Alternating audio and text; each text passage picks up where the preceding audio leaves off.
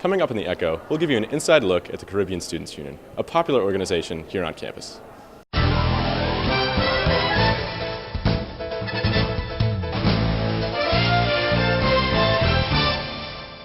Welcome back, Loyola, to another episode of The Echo. Today, we'll tell you everything you need to know about what's going on around campus, in Baltimore, and all over the nation. I'm Brittany Bryn.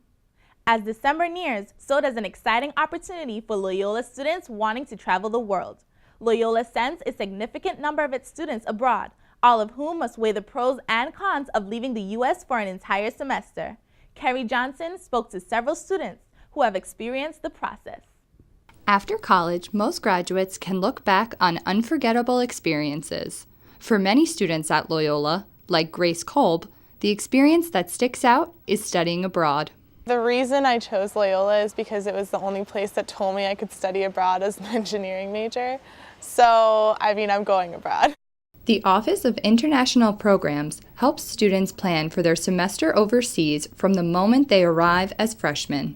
Program directors work individually with students, creating flexibility in often demanding course schedules. Although Loyola sends 65% of its juniors abroad, the decision to go is not easy for everyone. I'm hesitant about being away from home for so long, I guess, or just being in a place that I don't know anything about. To help those who are nervous, information sessions are held regularly. For those who want more information, the best resource is students who have had the experience themselves, like senior Taylor Wilson. Well, I was very indecisive because I've never been away from home for longer than a week, and I knew I'd be gone for 3 months. After speaking with other students who had come back from abroad, Wilson decided to go and ended up loving her semester abroad. Of course, you're going to be afraid of going somewhere where you've never been, or there's a big culture shock, or you're going for a long time, but I just think that it'll make you so much stronger. To find out more information on the program, check out www.loyola.edu/academics/international programs. I'm Carrie Johnson, reporting for The Echo. Thanks, Carrie. Students must apply to study abroad by December 1st. Fortunately, students don't have to go abroad to get a taste of life in a foreign country. On campus, the Caribbean Students Union appears to be the hottest club of the month. It provides a place for students from and those interested in the region to come together to explore what it means to be from the Caribbean. Kevin Collins has the story. Every year, Loyola stresses the importance of its diverse community.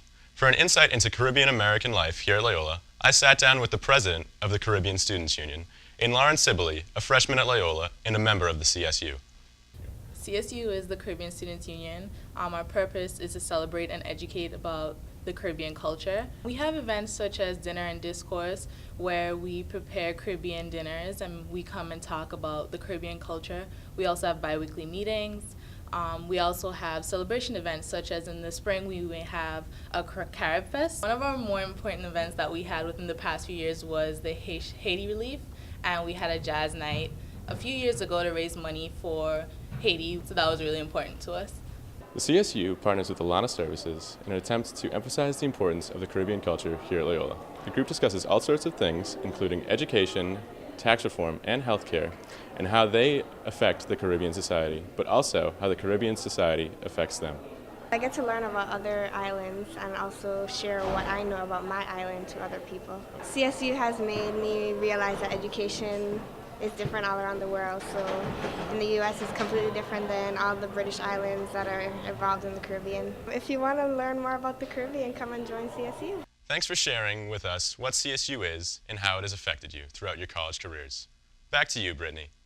It wasn't a foreign country that students got a taste of, but of this year's basketball season, thanks to Loyola Athletics. Students gathered in Reitz Arena to get a glimpse of the men's and women's basketball teams. The cheerleaders and dance team also performed. Coach Jimmy Patsos and Coach Joe Logan addressed the crowd during the event, and both squads held scrimmages. The event seemed to help the men's basketball team in the home opener versus Binghamton. The Hounds dominated both halves and won the game 71-45. The Lady Hounds also played their home opener this weekend against in-state rival University of Maryland. Unlike the men's teams, the women were outplayed by the Terps and lost 88-45.